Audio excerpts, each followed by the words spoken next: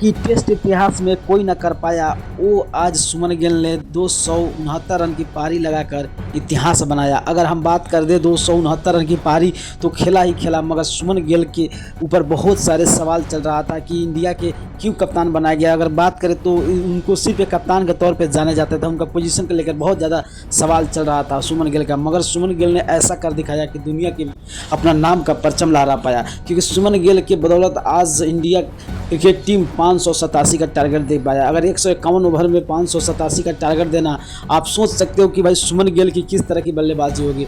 अगर हम बात करें, इस पता था सुमन गिल को कि भाई बुमराह नहीं है तो बल्लेबाजी बॉलिंग हम लोगों का बहुत ज़्यादा ख़राब हो सकता है। उसी को देखते हुए सुमन गिल ने आज अगर बात करें इंडिया के बैट्समैन की तो यशस्वी जायसवाल ने 87 का पारी खेला, केएल राहुल ने 2 रन का पारी खेला और रविंद्र जडेजा ने 90 का पारी खेला। उसके बाद ऋषभ पंत ने 25 का पारी खेला, मगर सुमन गिल ने ऐसा कर दिखाया और पूरा दुनिया में अपना नाम का परचम लहरा पाया और 269 रन बनाकर सबको दिखलाया कि हाँ एक कप्तान लाइन बनते हैं। क्योंकि सुमन गिल के सवाल चल रहा था कि सुमन गिल को क्यों बनाया गया कप्तान। प्रिंस थे मगर अब किंग बनने में उनको टाइम नहीं लगा, और इसी तरह अगर खेलते रहे तो आने वाला दिन में सुमन गिल का चर्चा पूरे देश में चलने वाला है, वो भी बहुत बेहतरीन चलने वाला है। तो आप लोग क्या लगता है कि ये मैच कौन सा टीम जीत पाएगा?